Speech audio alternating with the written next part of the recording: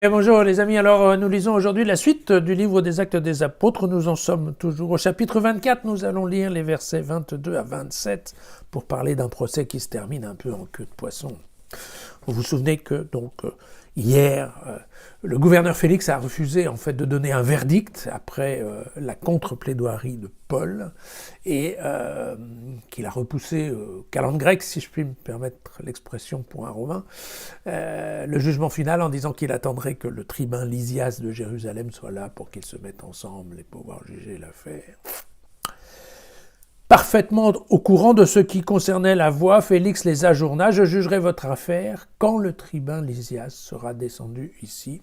Je reprends cette dernière phrase d'hier de telle façon à faire le joint entre les passages. Il donna l'ordre au centurion de garder Paul en prison avec un régime libéral, sans empêcher aucun des siens de s'occuper de lui. Quelques jours plus tard, Félix se trouvait en compagnie de Drusille, sa femme, qui était juive. Il fit convoquer Paul et l'écouta parler de la foi au Christ Jésus. Mais, comme l'entretien s'orientait vers la justice, la maîtrise des instincts, le jugement à venir, Félix fut pris d'inquiétude. Voilà. Pour le moment, retire-toi, je te rappellerai à la prochaine occasion. Il n'en espérait pas moins que Paul lui donnerait de l'argent. Aussi le faisait-il venir, et même assez fréquemment, pour le rencontrer. Au bout de 2 ans, Félix eut pour successeur Porcius Festus.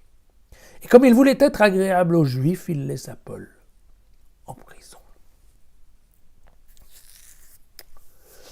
Et alors évidemment, pour nous qui trouvons que la justice est parfois lente, vous vous rendez compte que 2 ans se passent à Césarée, Paul est en prison et personne ne fait rien. Alors Paul est en prison avec un système un peu libéral, mais il faut savoir qu'à l'époque, en effet, on mettait facilement les gens en prison, mais que le coût du prisonnier était à la charge de sa famille et de ses amis. C'est-à-dire qu'effectivement, les gens pouvaient venir et se organiser, le linge, la nourriture, et donc les gens proches du prisonnier pouvaient rentrer et sortir de prison, ça ne posait aucun problème. Voilà.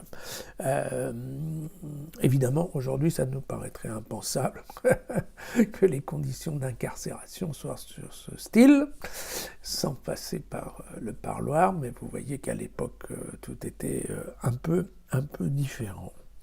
Et alors, il y a cette idée aussi qui est un peu étrange, qui est que tout simplement le gouverneur et sa femme, quand ils s'ennuient, ils font venir le prisonnier Paul. Voilà.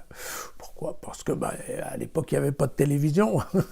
On ne regardait pas les séries le soir, qu'il fallait s'occuper, que ce n'était pas souvent qu'on avait un intellectuel ou un philosophe, un religieux en fait, en prison, que celui-ci avait un discours quand même assez fort, assez intéressant, et donc comme sa femme était juive et que Paul se disait aussi juif, donc il trouvait pas mal d'organiser ça. Mais vous savez, on avait déjà vu ça plusieurs fois, souvenons-nous, au 6e chapitre de l'évangile de Marc, c'était Hérode le Grand qui recevait Jean-Baptiste, ce qui n'a pas empêché d'ailleurs d'aller le faire raccourcir, mais en effet, il écoutait souvent Jean-Baptiste. Et puis plus loin d'ailleurs dans l'évangile de Luc aussi, au chapitre 23, eh bien tout simplement c'était Hérode Antipas, cette fois, qui lui prenait plaisir à écouter Jésus. Donc c'est vrai que ces gens qui étaient dans une certaine position dans la hiérarchie avaient toujours un certain nombre bonheur ou de plaisir à entretenir des conversations qui aient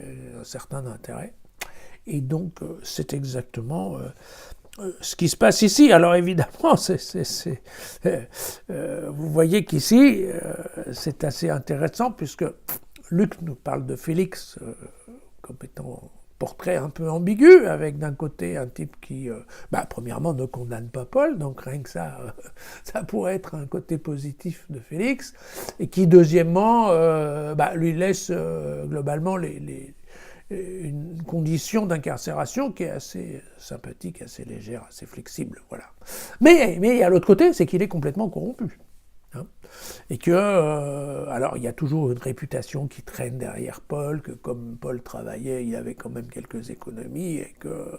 Mais enfin bon, voilà, est-ce que les communautés de Paul pourraient pas payer un peu pour le libérer? Enfin, vous voyez qu'à l'époque, ça fonctionnait aussi un peu comme ça. Et alors, c'est pour ça que c'est amusant, parce que Félix veut bien écouter les conversations de Paul, mais attention, quand il commence à toucher à la morale et à un certain nombre de sujets qui pourraient éventuellement mettre Félix mal à l'aise, alors il le renvoie en tôle en disant « Écoute, on remettra ça une autre fois. » Voilà. C'était quand même une description assez amusante pour savoir, et bon, d'une part, cette Drusille, qui est la femme de Félix, on en reparlera très bientôt, vous allez voir. Et puis, l'autre point qui est aussi intéressant de connaître, c'est que en fait, les Juifs en fait, ce gouverneur Félix était vraiment corrompu. Et les Juifs se sont tellement plaints auprès de ce gouverneur-là qu'ils ont été s'en plaindre auprès de Néron, et que c'est comme ça qu'en fait Félix s'est retrouvé viré tout simplement et remplacé par ce fameux Festus Porcius. Voilà, Porcius Festus, voilà. Qui au départ, en fait, ne prend aucune décision, il laisse Paul en prison, et nous allons voir comment cela va se passer. À demain.